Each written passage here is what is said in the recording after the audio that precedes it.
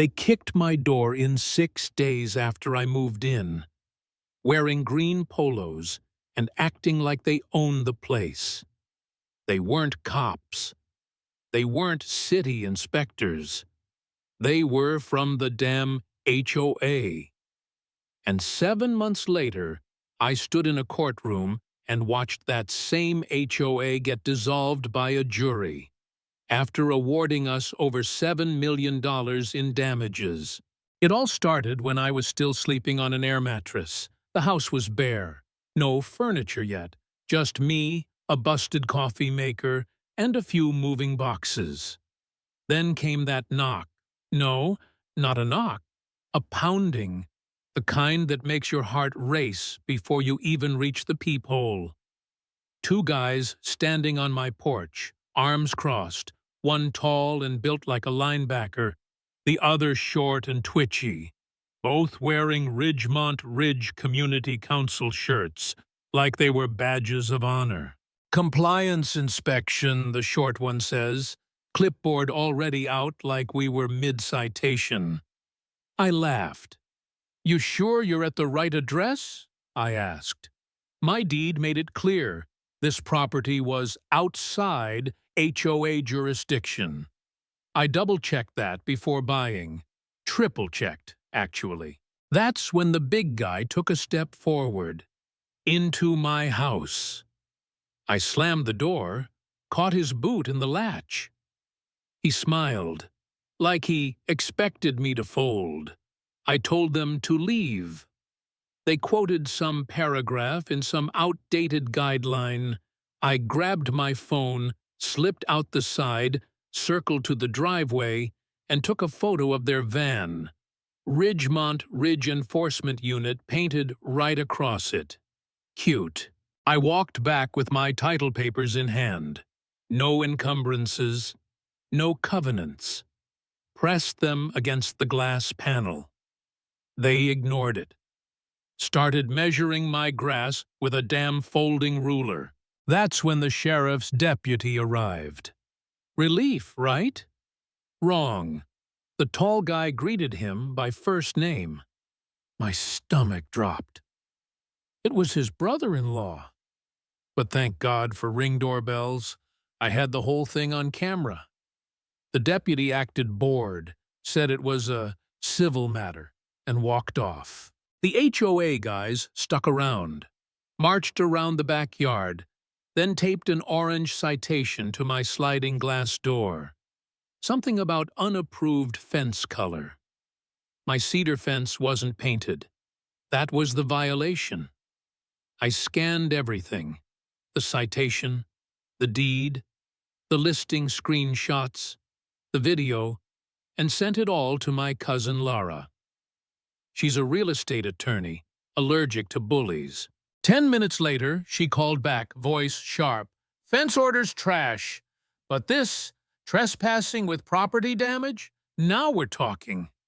She told me to go to the county recorder, pull the HOA filings. I did. Drove 40 minutes, fed quarters into an ancient copier, and struck gold. A covenant map from 24 years ago.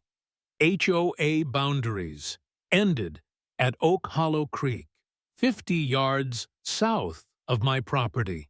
No expansions filed. Not one. That Monday, Lara filed a restraining order. Judge saw the map and video, signed it the same day.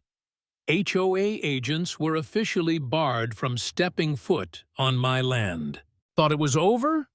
Nah, that was just round 1. 3 nights later, I woke up to floodlights blasting across my yard. Men in reflective vests spraying some chemical along my fence line.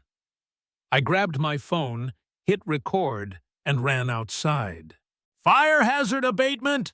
one guy shouted through a megaphone. I yelled back, told them they were violating a court order.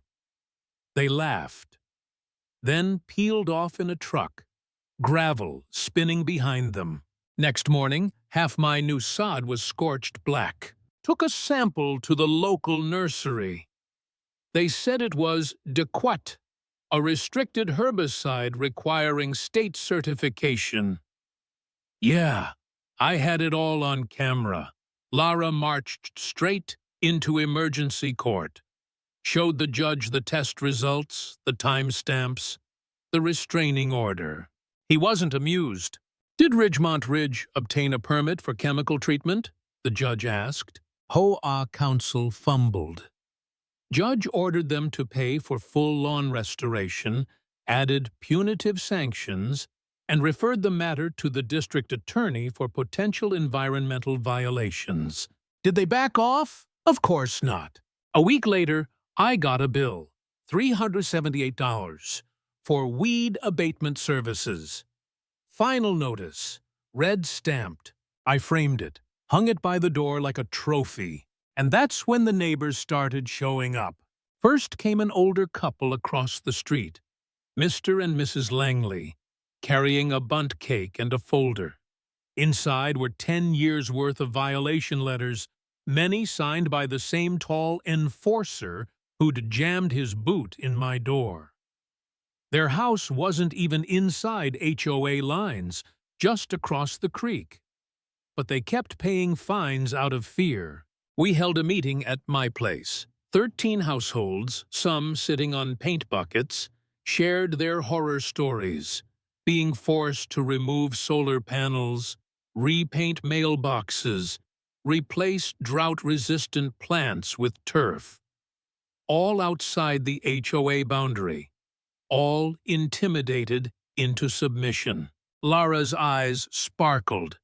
This is extortion under color of law, fraud, environmental damage, trespassing.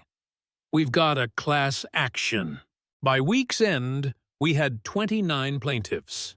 The HOA retaliated by filing a lien on my house for unpaid fees. Official, stamped and everything. My mortgage lender called, panicked. Default warnings. Lara snapped. She amended the lawsuit, added slander of title and wrongful lien. Then came the final twist. During discovery, Lara uncovered that the landscaping company used for HOA weed abatement was owned by the board president's brother. The invoices showed inflated charges, twice market rates. Transfers from HOA funds landed in the president's personal bank account. We added civil RICO, racketeering, to the suit. 7 months after they banged on my door, we went to trial. By then, 2 board members had resigned, but the president stayed, arrogant to the end. I testified first, showed the videos, the lien, the chemical burns. The courtroom gasped when we played the clip of the deputy calling the tall guy bro. The deputy, now sweating under subpoena, admitted the family tie. Then came the Department of Agriculture expert.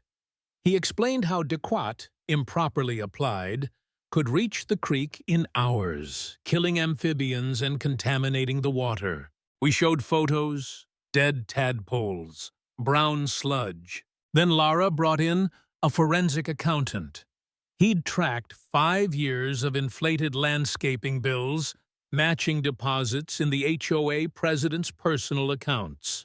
Defense cracked. They requested mediation. We said no. The jury returned after 5 hours. Their verdict hit like thunder. $3.2 million in compensatory damages. $4.5 million in punitive. Ridgemont Ridge Community Council dissolved. The deputy got transferred. The lien was cleared, and the judge demanded a cleanup plan for the creek, paid for by what little was left in the HOA's funds. Today, Oak Hollow Creek flows clean again. My grass is green. The neighbors smile. And on my cedar fence, nailed at the exact height of that ridiculous citation, hangs a wooden sign I carved myself. Boundary respected. Trespassers prosecuted. So, who really owned this land? Me? They're lies.